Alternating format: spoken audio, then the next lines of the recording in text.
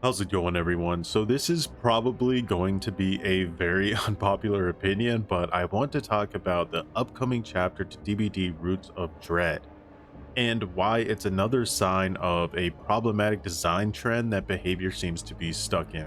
Now, I want to preface this by saying that there is a ton of promising changes on DBD's roadmap for 2022, which is another reason I think it's important to make this video. I also don't want to deboner your hype for the new chapter if you're looking forward to it. Today, we're going to be discussing two main points of the upcoming chapter. The main one being the new killer, the Dredge, and the second point we'll be talking about is the new map, the Garden of Joy.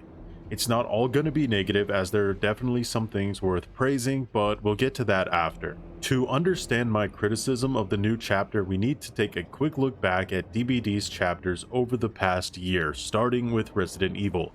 One of DBD's most successful crossovers ever, pretty much only tied with Stranger Things.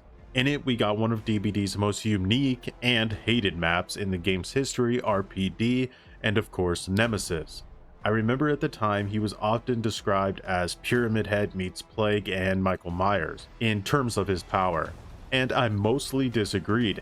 I could see the similarities, but Nemesis was unique enough in my book, plus he had fudging zombies, so come on. Later on, we got the Hellraiser chapter, which in my opinion was one of the most unique and interesting killers added to DBD ever.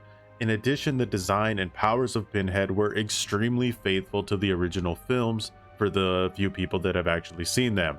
However, the chapter got awful ratings, mainly due to a host of other things outside of the chapter itself, but this came at a time when DBD was already bleeding players due to the addition of skill-based matchmaking. So the look was Resident Evil chapter good, Hellraiser chapter bad.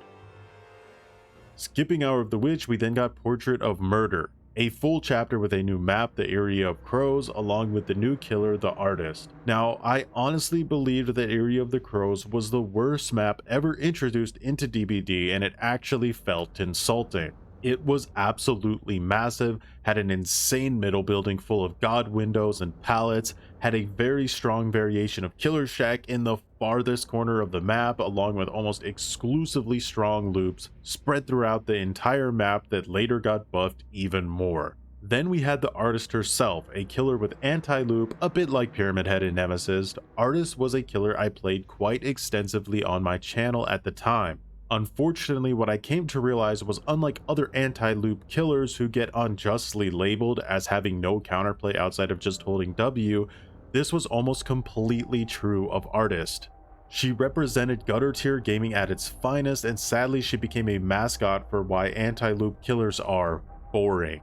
Behavior's attempt to recapture the excitement of the Resident Evil chapter backfired horribly, and we got possibly the worst chapter ever introduced outside of some sweaty perk additions. It was so gutter, in fact, that we got the announcement of the Ringu chapter about 2 months early, a chapter that intended to bring the horror element back to DBD, something I believe Behavior massively succeeded with. Yet, the chapter itself was another flop.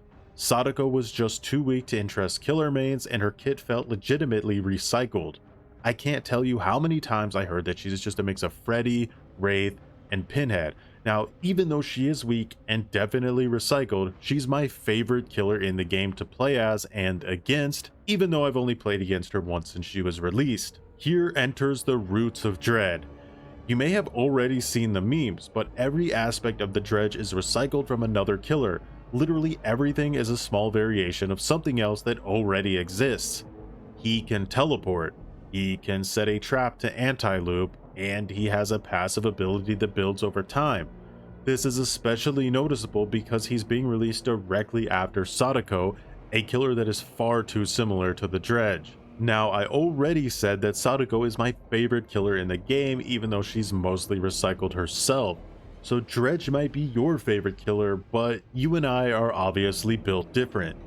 The Dredge is again a killer that brings horror back to DBD, and I love it. That said, my fear is that the Dredge is going to fade back into the darkness quickly after his release.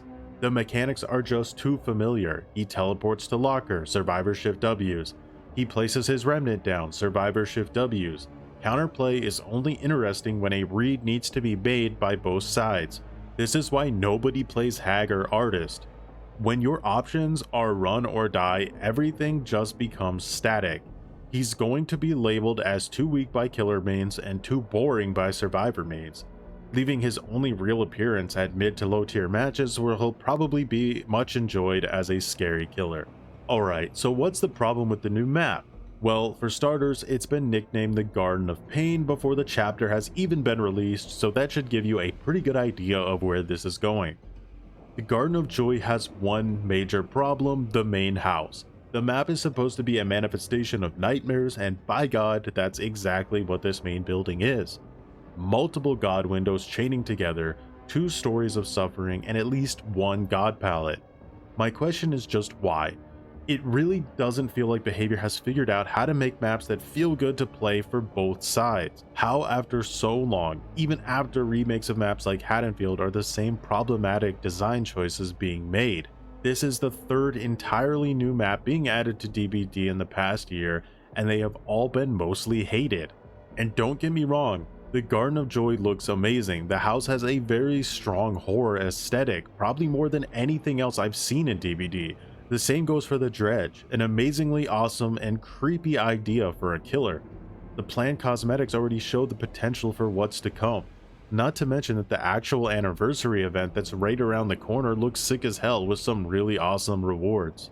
The entire point of this video is to advocate for more interesting killer gameplay designs and maps that encourage healthier gameplay.